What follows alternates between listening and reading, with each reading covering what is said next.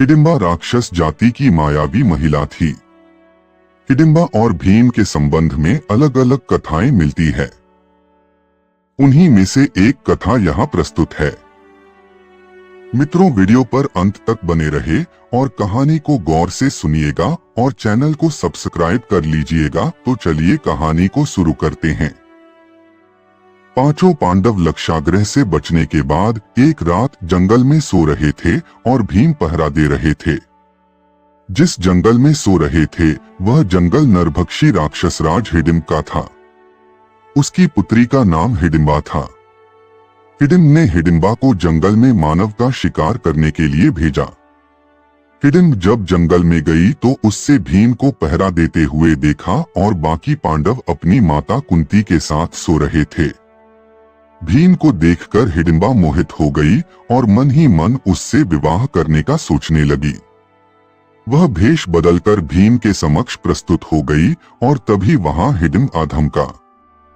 उसने हिडिंबा से कहा कि क्या अकेले ही इस हष्टपुष्ट मानव को खाना चाहोगी क्या? हिडिंब ने भीम पर हमला कर दिया।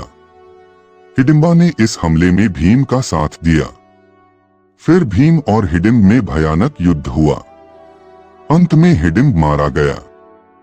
हिडिंब के मरने पर कुंती सहित सभी पांडव लोग वहां से प्रस्थान की तैयारी करने लगे।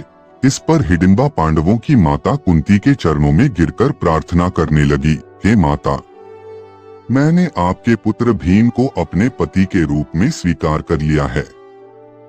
आप लोग मुझे कृपा करके स्वीकार कर लीजिए। यदि आप लोगों ने मुझे स्वीकार नहीं किया तो मैं इसी क्षण अपने प्राणों का त्याग कर दूंगी। कुंती ने युधिष्ठिर की ओर देखा और पूछा, धर्म इस संबंध में क्या कहता है पुत्र? युधिष्ठिर ने कहा कि माते, आपका आदेश ही धर्म है। यह सुनकर कुंती ने हिडिंबा से कहा कि मेरा पुत्र सदैव तुम्हारे साथ नहीं रह सकता। इस पर हिडिंबा ने कहा कि मुझे मंजूर है, विवाह के बाद, पुत्र प्राप्ति के बाद वह स्वतंत्र है। यह सुनकर कुंती ने भीम के हाथ में हिडिंबा का हाथ रख दिया। हिडिंबा और भीम आनंदपूर्वक जीवन व्यतीत करने लगे। 1 वर्ष व्यतीत होने पर हिडिंबा का पुत्र उत्पन्न हुआ। उस पुत्र के सिर पर केश उत्कच न होने के कारण उसका नाम घटोत्कच रखा गया। वह अत्यंत मायावी निकला और जन्म लेते ही बड़ा हो गया। हिडिंबा ने अपने पुत्र को पांडवों के पास ले जाकर कहा, यह आपके भाई की संतान है, यह आप लोगों की सेवा में रहेगा। इतना कहकर हिडिंबा वहां से चली गई। घटोत्कच श्रद्धा से पांडवों तथा माता कुंती के चरणों में प्रणाम करके बोला, अब मुझे मेरे योग्य सेवा बताएं। उसकी बात सुनकर कुंती, आप लोग जब भी मुझे स्मरण करेंगे मैं आप लोगों की सेवा में उपस्थित हो जाऊंगा। इतना कहकर घटोत्कच वहां से चला गया। इसी घटोत्कच ने महाभारत के युद्ध में पांडवों की ओर से लड़ते हुए कर्ण के हाथों वीरगति पाई थी। घटोत्कच का पुत्र बर्बरीक था। द्रौपदी के शाप के कारण ही महाभारत के युद्ध में घटोत्कच कर्ण के हाथों मारा गया था। कहते हैं कि हिडिंबा मूल रूप से नागालैंड की राजकुमारी थी, लेकिन पुत्र के जन्म के बाद पुत्र को पांडवों को सौंपकर वो हिमाचल प्रदेश के मनाली जिले में रहने लगी थी। यहीं पर उनका राक्षस योनि से दैवीय योनि में परिवर्तन हुआ था। इसीलिए यहाँ पर हिडिंबा का एक प्राचीन मंदिर भी है। मंदिर के भीतर एक प्राकृतिक और पुरातन चट्टान है जिसे देवी हिडिंबा का स्थान माना जाता है। इसी चट्टान पर देवी हिडिंबा के पैरों के चिन्ह मौजूद हैं। चट्टान को स्थानीय बोली में ढूंग कहते हैं, इसलिए देवी को ढूंगरी देवी कहा जाता है। हिडिंबा ने मनाली में अपना निवास बनाया और अपने पुत्र घटोत्कच की देखभाल में लगी रही।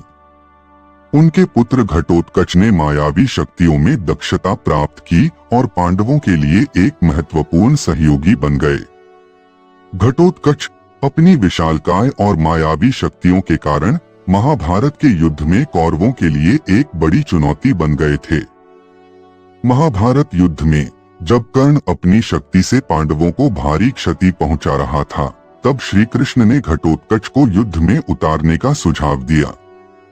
घटोत्कच ने अपनी माया और बल से कौरव सेना में भारी तबाही मचाई। अंततः कर्ण को अपनी अमोघ शक्ति वसवी शक्ति का उपयोग करना पड़ा, जिसे वह अर्जुन के लिए बचाकर रखना चाहता था। घटोत्कच ने इस शक्ति को झेलते हुए वीरगति प्राप्त की, लेकिन उसने मरते समय भी अपनी माया से कौरवों को बड़ी क्षति पहुंचाई। इसके बाद घटोत्कच की बहादुरी को पांडवों और कुंती ने सदैव याद रखा। कहा जाता है कि घटोत्कच के बलिदान के कारण पांडवों को युद्ध में एक निर्णायक बढ़त मिली।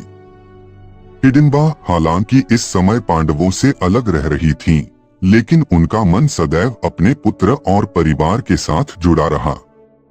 उनका मंदिर आज भी मनाली में श्रद्धा और भक्ति का केंद्र है। हिमाचल प्रदेश की संस्कृति में हिडिंबा को एक दिव्य शक्ति के रूप में पूजा जाता है और उनकी कहानी यह दिखाती है कि प्रेम, समर्पण और बलिदान किस प्रकार जीवन को दैवीय बना सकते हैं।